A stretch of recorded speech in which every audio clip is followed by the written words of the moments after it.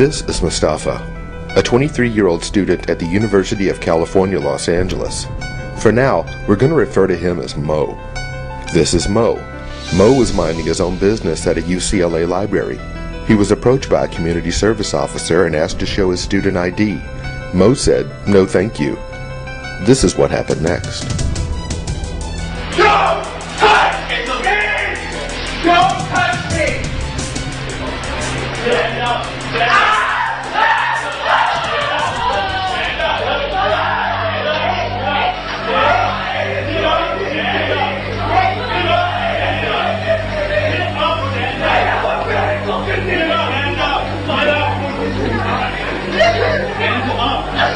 Here's your Patriot Act! Here's your fucking abuse of power! Stop fighting us! I'm not fighting you! I said I would leave! I said I would leave! Yeah, I want their badge numbers. Yeah, he's gonna get your badge number. I like their badge numbers. I got tased for no reason. I was leaving this godforsaken place.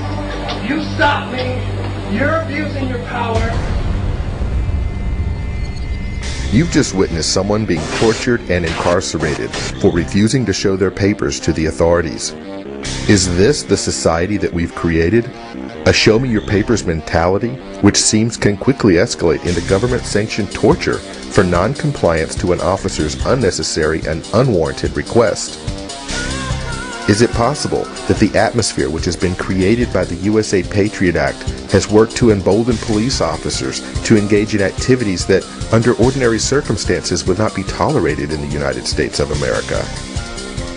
Again, the question is asked, what happened to our basic right to privacy?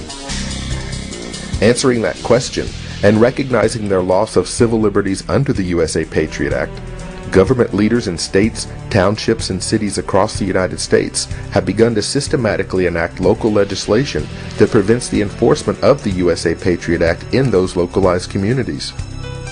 As the year 2007 closed to an end, there were 412 city, county, and state resolutions which had passed anti-Patriot Act legislation, with another 277 resolutions in the works. Maine was the first state to pass legislation against the USA Patriot Act, followed by 7 other states: Alaska, California, Colorado, Hawaii, Idaho, Montana, Vermont, and ironically, the District of Columbia.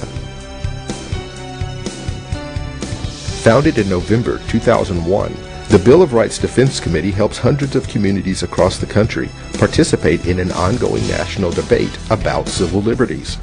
Their mission is to promote, organize, and support national grassroots movements to restore and protect civil rights and liberties guaranteed by the Bill of Rights. The Bill of Rights Defense Committee believes that every person under U.S. jurisdiction is entitled to Bill of Rights protections. Okay. Pay attention. Everyone listening to the sound of my voice, go to bordc.org. Find your state. Find your city. Contact the person in charge of Patriot Act legislation in your area and ask them how you can help. Every single person in this country must make their voice heard loud and clear. We will not tolerate laws that violate core American principles. The USA Patriot Act must go. Our fellow citizens have a better understanding of the importance of the Patriot Act and why it needs to be renewed and expanded, the importance of the Patriot Act when it comes to defending America, our liberties, and at the same time that it still protects our liberties under the Constitution. Over the summer of 2005, with open eyes and with full knowledge of the blatant disregard for the U.S. Constitution, both the House and the Senate voted to extend the USA Patriot Act, broaden its scope, and make most of its provisions permanent. This legislation is essential not only to pursuing and punishing terrorists, but also preventing more atrocities in the hands of the evil ones. It only took 262 Republicans and 77 Democrats to kill the U.S. Bill of Rights.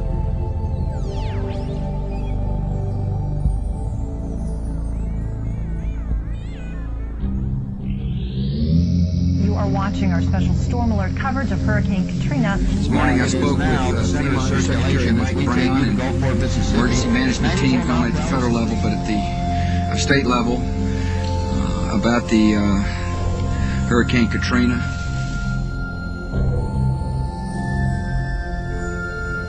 No one will be able to be armed. We will take all weapons.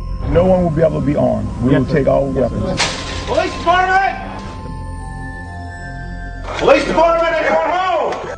All of a sudden, they were banging on the front door, the side door, and the back door, and they said, "Let us in." I said, "It's not even loaded," and I dropped it on the floor. You got a gun. Well, they punched me in the face. Relax now. Look at my black and blue marks. Look at what they did to me. At the direct orders of New Orleans Mayor Ray Nagin, the New Orleans Police Department, the National Guard, DEA, ATF, and U.S. Marshals began breaking into people's homes at gunpoint, confiscating lawfully owned firearms, and in many cases, evicting the residents from their own homes. Most Americans believe that of all their civil rights, the one that they would never have to fear losing would be their Second Amendment right to keep and bear arms. However, in the wake of a declared state of emergency, when gun confiscation can legally take place, how do you draw the distinction between disarming law-abiding citizens and the true criminals at large? And an even better question is, how do you justify removing someone's only line of defense in a time of true crisis where ownership of a firearm may become your only way of defending you, your family, and your property from death and destruction? Over 10,000 people chose to remain in New Orleans after Hurricane Katrina struck. Their choice to stay was due primarily to the fact that large sections of the city were never completely flooded or never flooded at all. Not to mention that many of these people were born in Louisiana. These were their family homes.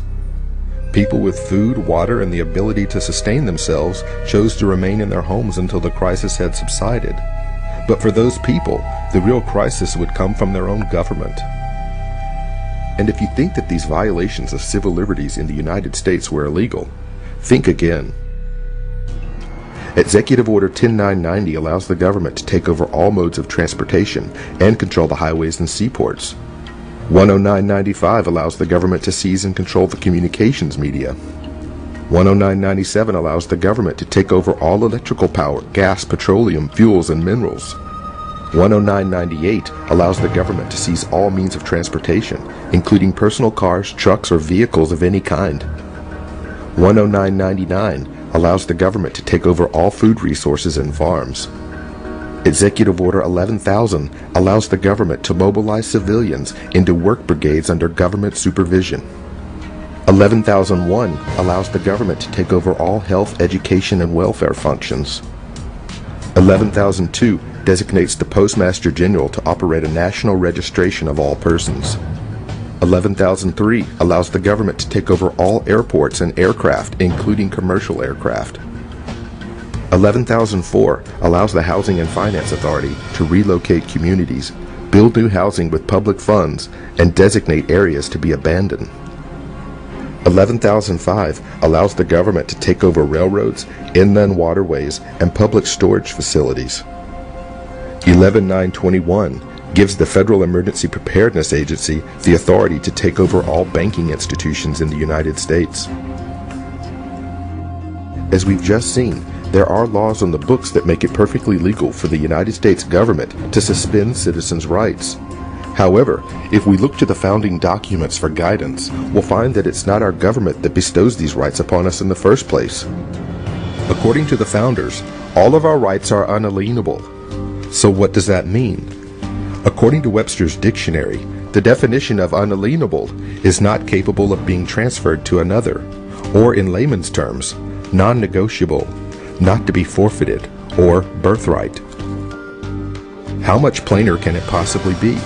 Our founding documents tell us that these rights cannot be transferred or taken away by anyone, not by any person, not by any government. So if the government passes laws that violate the Constitution, how can they enforce those bad laws? It's very simple. We let them do it.